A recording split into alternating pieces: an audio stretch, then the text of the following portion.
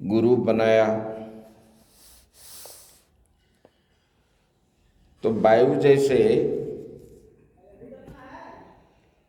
सामने प्रभाव होने के समय रास्ते में कुछ भी आ जाए उसको ग्रहण नहीं करता। ऐसे साधक को अपने कर्तव्य में करते समय रास्ते में जो भी आएगा प्रतिबंधक उसी को पार करके जाना चाहिए, बता रहे हैं।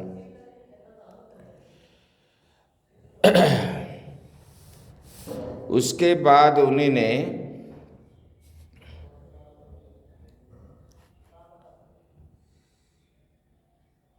साधक जैसे वायु निर्लिप्त रहता है, किसी को ग्रहण नहीं करता, ऐसे साधक भी आत्मा के स्वरूप में ही रहना चाहिए। ऐसे रहने वाले साधक हर समय निर्मल रहता है। अंतर्हितश्च स्थिरजंगमेषु ब्रह्मात्म भावेन समन्वयेन व्याप्त्याव्यय व्यवच्छेदमसंगमात्मनो मुनिर्नभस्त्वं विततस्य भावयेत्। वो बोल रहे हैं कि अवधूत जी बोल रहे हैं, हे राजन, जदु राजा को बोल रहे हैं, बोले कि जितने भी घट मठ आदि पदार्थ है वे सब चाहे चल हो या अचल हो, लेकिन वो आकार के अनुसार ही भिन्न भिन्न हमको प्रतीति हो रहे हैं, दिखते हैं भिन्न भिन्न। ये घटाकाश है, ये मठाकाश है, इसी प्रकार अलग अलग दिखता है। लेकिन आकाश जो है, ये आकाश क्या है? बोले कि ये आकाश अपरिच्छिन्न है, एक है, अखंड है, इसमें कोई भिन्नता नहीं है। लेकिन हमको मालूम पड़ता है ये घटाकाश है, ये मठाकाश है, इसी प्रकार मालूम पड़ता है। लेकिन वास्तव में आकाश एक ही है, अलग नहीं है। वैसे ही चर अचर में जितने सब प्राणी है, सूक्ष्म स्थूल शरीर आदि है, बोले कि ये सब आत्मा के रूप में सब स्थिर है। आकाश जैसे स्थिर है इसी प्रकार स्थिर है। लेकिन भिन्नता हमको उनके शरीर के आकार के अनुसार भिन्नता दिखता है बाहर। बोले कि ब्रह्म सभी में है। साधक को चाहिए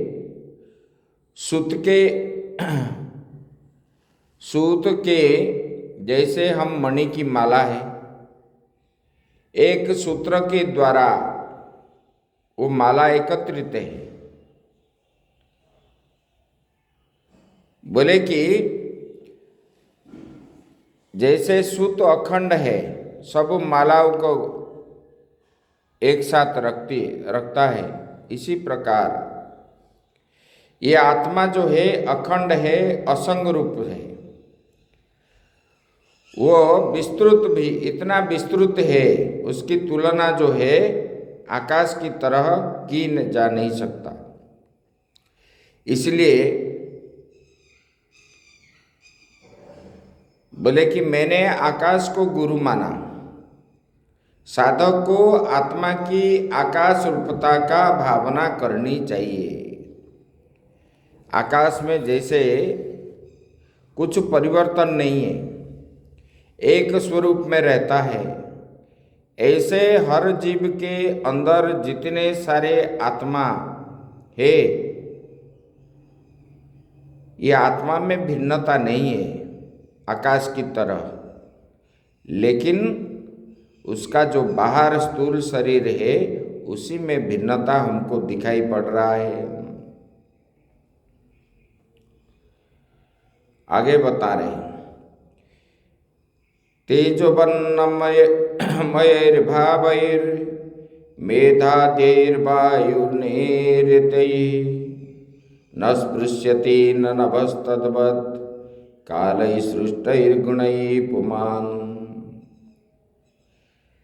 अभी अग्नि का दृष्टांत दे रहे हैं। बोले कि आग लगती है, पानी बरसता है, अर्ण आदि पैदा होते हैं, नष्ट हो जाते हैं। वायु की प्रेरणा से बादल जो है आते हैं, चले जाते हैं। यह सब होने पर भी आकाश कुछ नहीं होता। आकाश ऐसे ही जैसे कि तैसे रहता है। हम लोग आग जलाते हैं, जोर जोर से धुआं ऊपर जाता है, तो आकाश का कुछ नहीं होता। बादल आता है, बरस देता है, फिर धूप निकलती है, इसमें भी आकाश को कोई फर्क नहीं पड़ता। आकाश जैसे तैसे ही। बोले कि इसी प्रकार भूत वर्तमान भविष्यत चक्र में, बोले कि ये सृष्टि, कभी सृष्टि होता है, कभी प्रलय भी होता है, किंतु जो आत्मा है, आत्मा का कुछ नहीं होता, उनकी कोई संस्पर्श नहीं हुए। इसलिए आत्मा को जो जान लिया आकाश की तरह, वो स्थिर है। आत्मा को जो जान लिया वो साधक जो है और विचलित नहीं होता, भले ही जितने दुख आए, जब भी आए। बोले कि सूर्य का दृष्टांत देते हैं, पहले अग्नि का देते हैं। अग्नि जो है जाते समय जो भी आया उसको जला के राख कर देता है, ना पास में रखता है, ना कुछ भी करता है। बोले कि इसी प्रकार, बोले कि अग्नि से ये शिक्षा लिया, बोले कि जैसे वो तेजस्वी और ज्योतिर्मय होती है और अपने तेज से दबा नहीं सकता, कोई भी अग्नि को दबा नहीं सकता है। जैसे उसके पास संग्रह परिग्रह कुछ नहीं है, मैं ये रखूँगा संग्रह करके, अग्नि कभी सोचता नहीं है। सबको जला के जितने मूल्यवान भी पदार्थ हो उसी के अपने अग्नि के द्वारा वो भस्म कर देता है। उसको जो है संग्रह परिग्रह वो नहीं करता, सब कुछ अपने पेट में रख लेती है। भले कि वो वस्तु में भी कभी वो लिप्त नहीं होता, जलाने पर भी उसमें कोई ना दुख होता है ना सुख होता है, उसमें भी लिप्त नहीं होता है। भले कि साधक को भी इसी प्रकार होना चाहिए। जो आया, जो मिल गया, खाया पिया, जैसे आया रहा, बस चला गया। बोले कि इसमें सोचना नहीं करना चाहिए। अग्नि जैसे संग्रह नहीं करते, इसी प्रकार। और सूर्य के भी बोले कि सूर्य और चंद्रमा से मुझे, ये सूर्य और चंद्रमा जल में अनेक दिखते हैं। हम घड़ा रख लेंगे ना, बड़ा घड़ा रखेंगे तो घड़े के अंदर उसका परिछाई जो है बड़ा दिखेगा, छोटे में छोटा दिखेगा। लेकिन इतने सारे वस्तु सब घड़े में दिखने पर भी वो एक ही है। ऐसे संसार में जितने सारे वस्तु हमको दिख रहे हैं वो सब एक ही है, वही आत्मा है, वही सत्य है। बोले कि मैंने सूर्य चंद्रमा से यही चीज सीखा हूं, इससे अतिरिक्त और कुछ है नहीं। बोले कि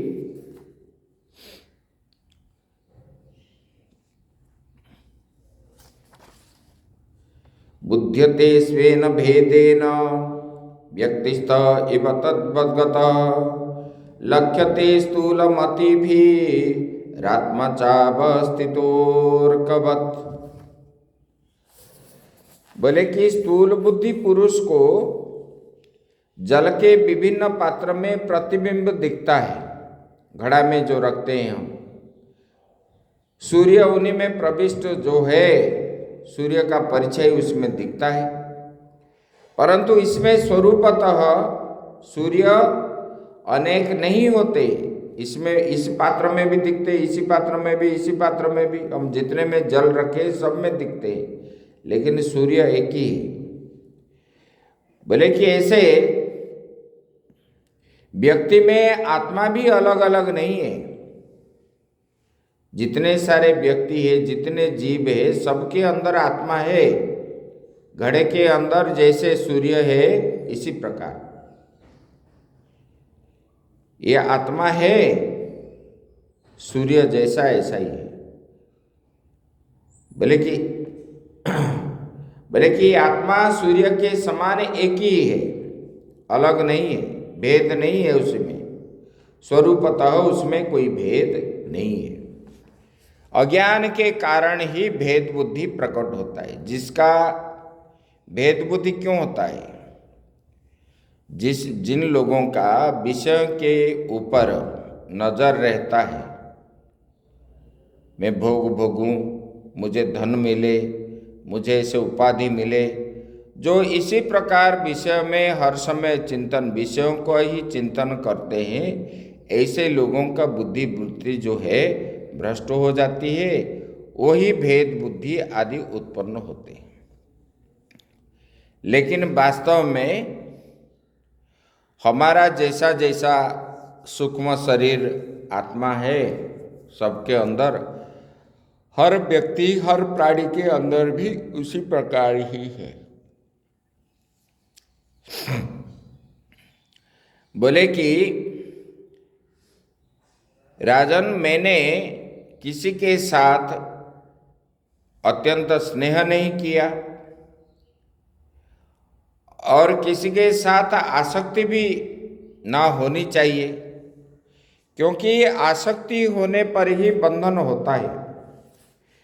नाति स्नेह प्रसंगो वा कर्तव्य क्वपि केनचित् कुर्वन् विन्देत संतापम कपतो एव दीनधि। बोले कि किसी के ऊपर अगर आप मोहग्रस्त होगे, आसक्ति होगे, तो आपको जो है पश्चाताप करना पड़ता है।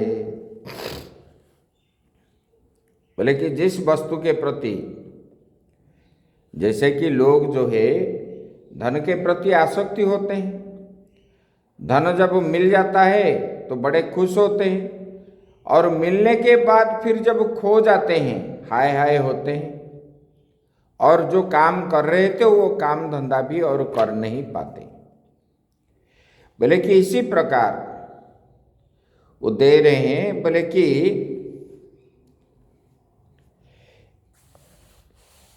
कि एक वृक्ष में, जंगल में एक कबूतर रहता था। उसमें एक पेड़ पर अपना घोंसला बनाकर रहता था, और वो जो है अपने कबूतरी के साथ ही रहता था। कई वर्ष तक जो है घोंसले में रहने लगे। जब रहने लगे कुछ समय के बाद वो कबूतरी ने अंडा दिया, और ये अंडा जो है समय के अनुसार वो अंडे से बच्चे निकले, और ये बच्चे जब निकले ये दोनों जो है कबूतर और कबूतरी बाहर जाते थे और वो बच्चों के लिए मतलब एकदम नरम नरम भोजन उनके लिए ला रहे थे। और धीरे धीरे वो सब बढ़ने लगे। उन लोगों का पंख भी निकला, जैसे थोड़ी थोड़ी दूर उड़ने लगे। एक दिन ये माँ बाप जो है गए थे जंगल को उन लोगों के लिए भोजन लाने के लिए, और शाम को लौटते थे और एक व्याध आया और उन्होंने वो चिड़ियों को देख करके नीचे उनके लिए खाद्य डाला, उसके ऊपर जाल बिछा लिया। और ये कबूतरी के बच्चे जो है उसी को देख करके आकृष्ट हो गए। और जब आकृष्ट हो गए तब खाने की इच्छा से उन लोगों ने नीचे उड़ करके आ गए और उनको तो मालूम नहीं था और ये जाल के ऊपर बैठ गए। जब जाल के ऊपर बैठ गए और बिछा हुआ भोजन जो है खा रहे थे और उड़ भी नहीं पाए। कुछ समय के बाद अपने पिता माता आए, घोंसले में गए, देखे घोंसले में बच्चे नहीं है। तब जो है इधर उधर देखने लगे तो देखे कहीं मिले नहीं। जब जोर जोर आवाज से चिल्लाने लगे तब बच्चे भी चिल्लाए। देखा तो नीचे बच्चे बैठे और व्याध के जाल के ऊपर। तब जो है कबूतरी रोने लगी। अपना मैंने कैसे इनके साथ मिला और ऐसे इसके साथ रहा, कैसे ये हुआ। हम बच्चों के प्रति आसक्ति हो करके वो कबूतरी क्या किया, पेड़ के ऊपर से नीचे आ गई और वो भी जाल में बैठ गई। उसके बाद कबूतर जो है बोले कि मैं तो अकेले रहता था, सोचने लगा बोले कि ये कबूतरी से हम मिलने के बाद बहुत सालों तक हम लोग मिलके जा रहे थे जंगल में चरने के लिए। फिर शाम को आकर के घोंसले में रहते थे और ये बेचारी अभी संतान के मोह से जाल के ऊपर बैठ गया। व्याध ले जाएगा, उनको मार लेगा। वो जब मर जाएगी मैं ये रह करके क्या करूँगा। वो भी क्या किया, वो जाल में आकर के बैठ गया। देखो, अपने आसक्ति होने के कारण किसी के प्रति, चाहे विषय को हो, चाहे पुत्र के प्रति हो, चाहे स्त्री के प्रति हो, चाहे धन के प्रति हो, जो आसक्ति बनता है वो मरता है। ये कबूतर के सारे परिवार जो है व्याध लेके चला गया और मार के खाया। बोले कि ये स्नेह के द्वारा एक दूसरे के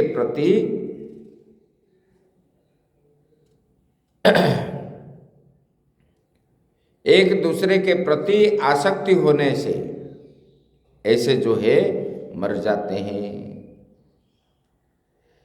बोले कि इसी प्रकार कपत कपति के दृष्टांत दिए अवधूत भगवान ने। बोले कि सोहम शून्य गृहे दीने मृत दारो मृत प्रज जिजीपि से किमर्थम बा विदुरो दुख जीवित। वो क्या बोलती है? बोले कि मेरे बच्चे तो मर गए, मेरे पत्नी जाती रही, अब मेरे इस संसार में रहने का क्या विचार है? ये मूर्ख का काम है। मतलब एक दूसरे के अभी सुने घर में मैं कैसे जाऊं, ऐसा बोल करके उन्होंने अपना जीवन त्याग दिया। इसी प्रकार तो अवधूत जी ने बोले कि इन लोगों से मुझे ये सब शिक्षा मिला है। बोले कि देखो, मधु संग्रह करने वाला जो होता है, शहद संग्रह करता है, मधुमक्खी कितना दिन मतलब फूल से शहद ला करके रखता है, लेकिन वो खा नहीं पाता। वो मधु संग्रह करने वाला व्यक्ति जाता है और उसको लेकर के आ जाता है। बोले कि इसलिए मैंने कोई भी वस्तु संग्रह करके नहीं रखता हूं। इसलिए बोले बिना खाए पिए दुख से रह करके जो धन उपार्जन करता है वो भोग नहीं कर पाता। बोले कि मधुमक्खी के समान वो देखता है लेकिन उसको उपयोग नहीं कर पाता। बोले कि समुद्र से मैं ये सीखा, सब नदियों का जल समुद्र में जाते हैं, वहां मिलते हैं, मिलने पर भी समुद्र जो है ना वो बढ़ता है ना घटता है, जितना पानी है ऐसे। इसलिए मैं समुद्र से ये सीखा हूं, मुझे जितना भी सुख आए दुख आए मैं स्थिर हो करके रहता हूं। ना दुख आया तो अधीर होता हूं, ना सुख आया तो आनंदित होता हूं। सुख और दुख जो है मुझे ऐसे। बोले कि मैंने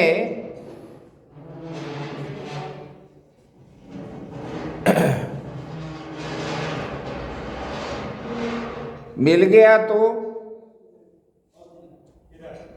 बढ़िया बढ़िया भोजन मिल गया तो मैं खा लेता हूं, क्योंकि महात्मा लोग भिक्षा करके खाते हैं। अवधूत भगवान बोलते हैं कि राजन, मुझे जब मिल जाता है मैं बढ़िया बढ़िया भोजन खाता हूं, जब नहीं मिलता तब भी मैं दुख नहीं करता। मैं तो सर्प जैसे रह जाता हूं, सर्प जैसे वायु पी के रहता है। इसी प्रकार बोले कि सर्प से मैं ये शिक्षा लिया और समुद्र से ये सीखा। दृष्ट्वा स्त्रियं देवमायं तद्भावैरचितेन्द्रिय प्रलोभित प्रयत्ने तंधे तमस्यग्नौ पतंगवत्। बोले कि मैंने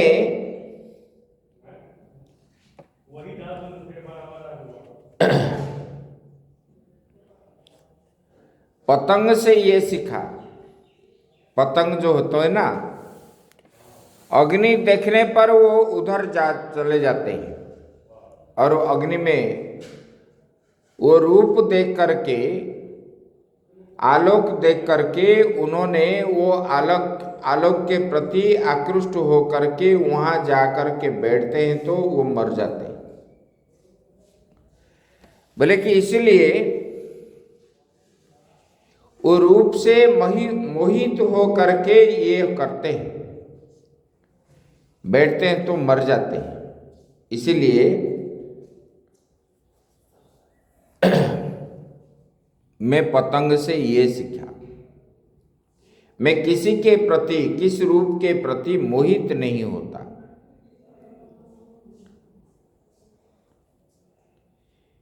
स्तोकम स्तोकम ग्रसेत ग्रासम देहो वर्तेत यावता गृहान हिंसन्नातिष्ठेत भृतिं माधुकरीं मुनि। बोले कि सन्यासी को चाहिए गृहस्थ को किसी प्रकार का कष्ट न देकर भंवरे की तरह रहना चाहिए। भंवरा जैसे अपना जीवन निर्वाह करता है,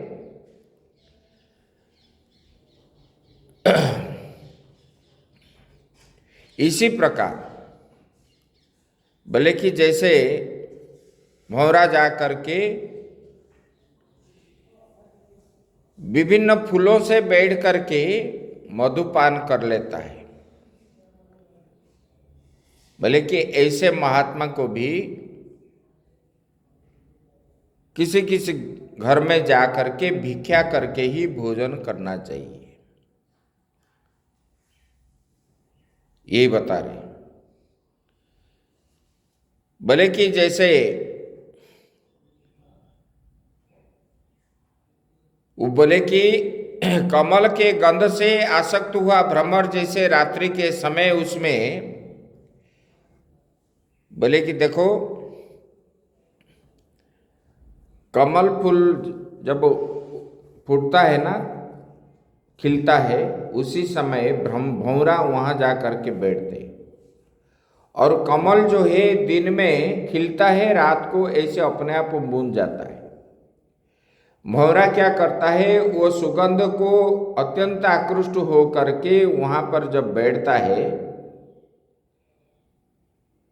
तो वो क्या है, रात्रि में जब फूल बंद हो जाता है तब वो अपना जीवन त्याग देता है। बोले कि महात्मा को भी ऐसे करना चाहिए। रूखा सूखा जहाँ मिलता है उसी को खा करके जीवन निर्वाह करना चाहिए। भंवरा जैसे आसक्ति हो करके कमल के फूल के पास जाके मरता है, इसी प्रकार नहीं होना चाहिए। अगर जाएगा तो वो मरेगा।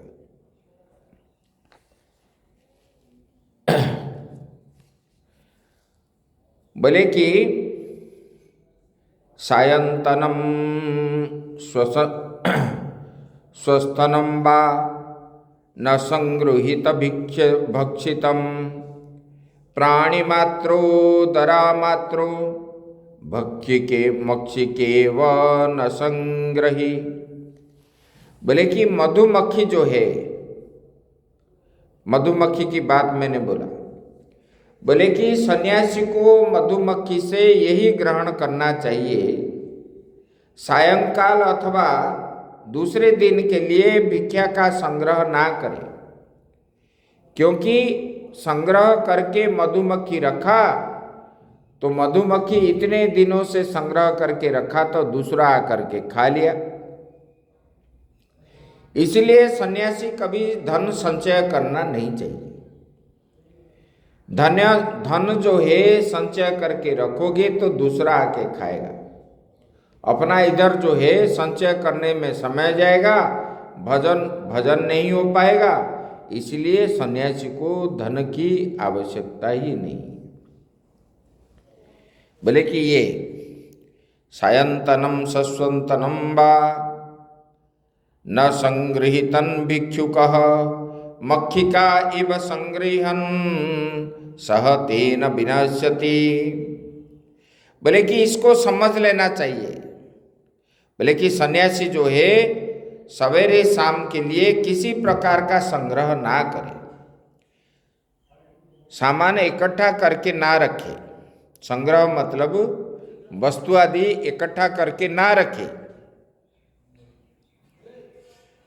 बोले कि मक्खियों के समान संग्रह के साथ ही जीवन गवा लेता है।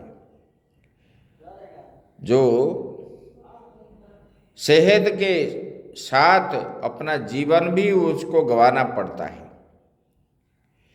बोले कि इसी प्रकार यद्यपि जुबतिम भिक्षुर्न स्पृश्येत दारवयमपि स्पृशन करीपपथ्येत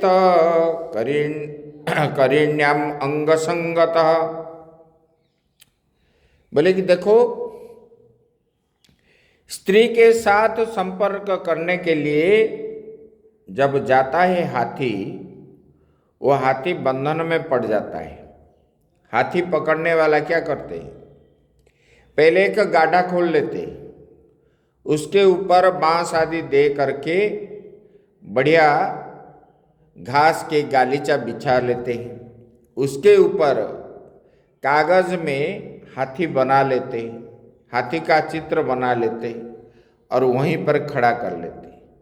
और ये हाथी वो हाथी नहीं समझ करके रात्रि में वहाँ पर, क्योंकि हाथी बड़ा कामी है, स्त्री संग करने की इच्छा से वहाँ पर जब जाता है तब जो है हाथिनी के साथ संग करने की इच्छा से गया तो वो गड्ढा में गिर जाता है।